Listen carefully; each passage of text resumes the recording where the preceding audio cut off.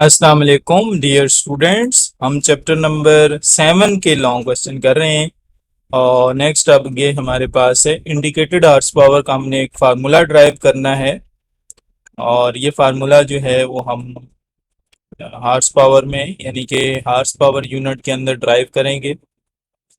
Indicated horse power असल में वो पावर होती है जो इंजन के अंदर जनरेट हो रही होती है, यानी इंजन के सिलेंडरों में टोटल जो पावर जनरेट हो रही होती है उसे हम इंडिकेटेड हार्स पावर कहते हैं। और इंजन के लिए हम इसका फार्मूला किस तरीके से हम ड्राइव करेंगे जरा देखें इसको। Power of an engine is measured in horse power, हमें पता है। और the power developed by engine is called indicated horse power of the engine and is measured in horse power. तो ये भी हमें मालूम है कि हम इंडिकेटेड हॉर्स पावर को वो पावर कहते हैं जो डेवलप होती है इंजन के अंदर। अच्छा, अब हम क्या करेंगे, कुछ चीजें हम यहाँ पे लेंगे। सबसे पहली चीज है average pressure in a piston during a stroke. जब पिस्टन उस सिलेंडर के अंदर हरकत करेगा तो एक हरकत उसका 1 स्ट्रोक कहलाएगी। तो उस एक स्ट्रोक के दरमियान में जो एवरेज प्रेशर क्रिएट हो रहा है उसे हम पी का नाम दे दिया है, जिसका यूनिट न्यूटन पर मीटर स्क्वायर है। अच्छा, हम करने क्या चाह रहे हैं, हम आईएचपी के लिए एक फार्मूला ड्राइव करने चाह रहे हैं कि इंजन की आईएचपी, ये सवाल पेपर में इस तरह से आता है, how to find indicated horse power of an engine. Engine की इंडिकेटेड हार्स पावर को कैसे मालूम किया जाता है, तो उसका ये प्रूफ है। ठीक है, मैं क्वेश्चन ये लिख भी देता हूं कि क्वेश्चन कुछ इस तरीके से आएगा, how to find indicated horse power यानी आईएचपी ऑफ एन इंजन। ठीक है जी, इस तरह से हमारे पास अ, आएगा हमारे पास क्वेश्चन। ठीक है, तो उसको फिर किस तरीके से आपने सॉल्व करना है, इसका सोल्यूशन अभी हम कराएंगे। तो कुछ चीजें हैं। पहली चीज जो हमने ली है यहाँ पे वो प्रेशर लिया है जो उस पिस्टन के अंदर क्रिएट हो रहा है, सॉरी जो उस सिलेंडर के अंदर क्रिएट हो रहा है पिस्टन की हरकत की वजह से। और एरिया जो है वो पिस्टन का उसको हमने ए कह दिया है, जिसका यूनिट मीटर स्क्वायर है। और जो लेंथ ऑफ स्ट्रोक है यानी कितनी लेंथ उसने उस सिलेंडर के अंदर पिस्टन ने कवर की है, उसको हमने एल का नाम दे दिया। अच्छा, अब हम अगर बात करते हैं ना कि प्रेशर का फार्मूला अगर हम लिखते हैं तो प्रेशर का जो फार्मूला है वो होता है जी फोर्स ओवर एरिया। तो यहाँ से हम फोर्स की वैल्यू निकालने के लिए, इसको अलग करने के लिए फोर्स को हम क्या काम करेंगे, एरिया को दोनों तरफ मल्टीप्लाई कर देंगे। इस तरफ खत्म हो जाएगा, ये वाला खत्म हो जाएगा, जबकि दूसरी तरफ इसके साथ मल्टीप्लाई होगा, प्रेशर इंटू एरिया आ जाएगा। तो फोर्स की जगह पे एफ लिख दिया, प्रेशर की जगह पे पी लिख दिया, ए की जगह पे एरिया लिख दिया। एक चीज याद रखें कि ये जो स्ट्रोक्स पैदा हो रहे हैं यानी पिस्टन की जो हरकत उस सिलेंडर में हो रही है वो कई है, यानी उसकी कई तादाद है, एक तो नहीं ना पैदा हो रहा सिर्फ। तो जितनी तादाद में वो हरकत कर रहा है उसको हमने एन का नाम दे दिया है। एक सेकंड में जो पिस्टन की हरकत है उस सिलेंडर में उसको हमने एन का नाम दे दिया, यानी एन नंबर ऑफ जो वाइब्रेशन हो रही है उस पिस्टन के अंदर, पिस्टन की उस सिलेंडर के अंदर, वो हमने एन का नाम दे दिया। तो फोर्स का फार्मूला आ गया F is equal to P A. हमें वर्क डन का फार्मूला लिखना है, उसके बाद वर्क डन हमें पता है बराबर होता है एफ डॉट डी। तो एफ की जगह पे एफ की वैल्यू ये वाली जो ऊपर हमने लिखी हुई है ये वाली, ये इस एफ की जगह पे पुट करेंगे यहाँ पे, तो ये आ जाएगा पी ए। और डी की जगह पे हम क्योंकि जो डिस्प्लेसमेंट कवर हो रहा है वो लेंथ के इक्वल है, तो इस डी की जगह पे हमने एल लिख दिया है। तो ये हमारे पास वर्क डन का फार्मूला बन गया। अच्छा, ये वर्क डन पर सेकंड अगर हम बात करते हैं ना, तो वो हमारे पास क्योंकि एक तो नहीं ना उसकी स्ट्रोक पैदा हो रहा, पिस्टन की हरकत एक दफा तो नहीं हो रही ना, उस सिलेंडर में कई मर्तबा हो रही है। तो इस वर्क के फार्मूले को हम एन से मल्टीप्लाई करेंगे तो ये हमारे पास वर्क आ जाएगा जो कि उस सिलेंडर के अंदर हो रहा है। ठीक है, उस सिलेंडर के अंदर जो वर्क डन हो रहा है वो हमारे पास वैल्यू आ जाएगी। तो इसको हम लिख सकते हैं थोड़ा अरेंज करके पी एल ए एन। उसके बाद अब हमने तो फाइंड क्या करना था, IHP फाइंड करनी थी ना, indicated horse power. Horse power क्या है, पावर है। तो पावर अगर है तो उस सूरत में आप मुझे ये बताएं, पावर जो होती है वो होती है work done divided by time, यही होती है।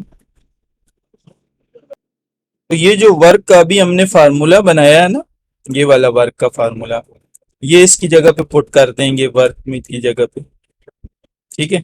और टाइम जो है वो हमें पता है 1 सेकंड है, तो टाइम की जगह पे 1 पुट करेंगे, तो ये बन जाएगा PLAN डिवाइडेड बाय टाइम की जगह पे हमने 1 सेकंड पुट किया हुआ, वो 1 लिखे ना लिखे हिसाब बराबर ही है। और अगर हमने जो है इसको हार्स पावर में लिखनी है ना वैल्यू, क्योंकि IHP stand for indicated horse power है, तो यूनिट हम हार्स पावर में लेंगे। तो जब हार्स पावर में लेंगे तो हम इसको 746 से डिवाइड करेंगे। क्यों करेंगे, क्योंकि हमें पता है कि 1 वाट के अंदर, 1 वाट में 746, सॉरी 1 हार्स पावर में मैं उल्टा बोल गया, 1 हार्स पावर बराबर होता है 746 वाट,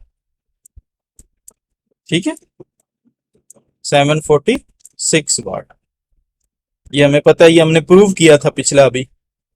तो अगर हमने इसकी वैल्यू हार्स पावर में लिखनी है ना, तो फिर 746 को दोनों तरफ डिवाइड कर दें। इसका मतलब है कि 1 वाट बराबर हो जाएगा 1 आवर 746 सॉरी हार्स पावर, ठीक है। तो अब ये क्योंकि यहाँ पे यूनिट तो वाट बन रहा था, तो वाट को हमने आवर्स पावर में जब चेंज किया तो हमें पता है कि 1 वाट बराबर होता है 1/746 आवर्स पावर। तो इसलिए 746 से इस सारी चीज को हमने डिवाइड कर दिया, ठीक है। ये तो उस सूरत में है जब आपको वर्क डन दिया हो जौल में, ठीक है। वर्क डन अगर आपको जौल में दिया हुआ है तो उस सूरत में आप, ये आंसर आपका बनेगा ये वाला, ठीक है। अगर आपको वो वर्क डन दे देता है फुट पाउंड पर मिनट में, ठीक है, ये भी यूनिट होता है ना, ये भी वर्क का यूनिट होता है, फुट पाउंड पर मिनट ये लिखा हुआ है, ये भी वर्क का यूनिट है। तो उस सूरत में हमारे पास थोड़ी वैल्यू डिफरेंट बन जाएगी। और किस तरीके से डिफरेंट बनेगी, बहुत आसान है, कोई मुश्किल नहीं है इसमें कि इसको बनाना, इसी से हम बना सकते हैं। ये भी वैल्यू हॉर्स पावर में आएगी, लेकिन हम फुट को यहां पे पहले चेंज कर देंगे किसके अंदर, मीटर में, और पाउंड को हम चेंज करेंगे, पाउंड को हम चेंज कर देंगे यहां पे न्यूटन में चेंज करेंगे, ठीक है। तो पहले ये चेंज करते हैं, जरा हम चेंज करते हैं, देखें क्या चीज बनती है। तो ये बनेगी हमारे पास, देखें थोड़ा गौर करें इधर, PLAN इसी तरीके से, ठीक है। ये इसी तरीके से फुट को अगर मीटर में चेंज करना है तो हमें पता है 1 फुट के अंदर कितने मीटर होते हैं, 0.3048 मीटर। इसी तरह आपने अगर इसको पाउंड को न्यूटन में चेंज करना है तो 1 पाउंड में 4.45, सॉरी, देख लें। इसी फार्मूले में हम क्या काम करेंगे कि वैल्यूज पुट कर देंगे, जिस तरह से आप देखें ये फुट पाउंड पर मिनट में है, तो हम पे काम करेंगे फुट को मीटर में चेंज करेंगे। ये PLAN इसी तरीके से फुट को मीटर में चेंज करने के लिए हमें पता है 1 फुट में 0.3048 मीटर होते हैं, वो पुट किया।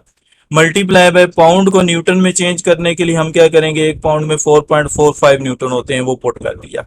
डिवाइडेड बाय, क्योंकि हार्स पावर में हम कर रहे हैं तो इसको डिवाइड करेंगे इस सारी वैल्यू को, ठीक है। और नीचे 746 आ रहा था वो लिखा, और नीचे मिनट भी आ रहा है इस यूनिट में, तो मिनट, 1 मिनट में कितने सेकंड होते हैं, 60। तो जब आप इसको सॉल्व करेंगे ना तो हमारे पास आंसर बनेगा PALN या PLAN डिवाइडेड बाय 33,000 हमारे पास बन जाएगा, ठीक है। अच्छा, अब आप कंफ्यूज ना हो कि ये ऊपर भी एक आंसर लिखा हुआ है एचपी का, ये नीचे भी एक आंसर लिखा हुआ है एचपी का। देखें, अगर आपको यूनिट आई वर्क का यूनिट जाउल में दिया हो तो उस सूरत में तो फार्मूला यही है, ठीक है, PLAN divided by 746 horse power. लेकिन अगर आपको सोल्यूशन जो है वो कहे कि आप फुट पाउंड पर मिनट में आपको वर्क दे दे, तो उस सूरत में आपने इस फार्मूले को इस्तेमाल करना है।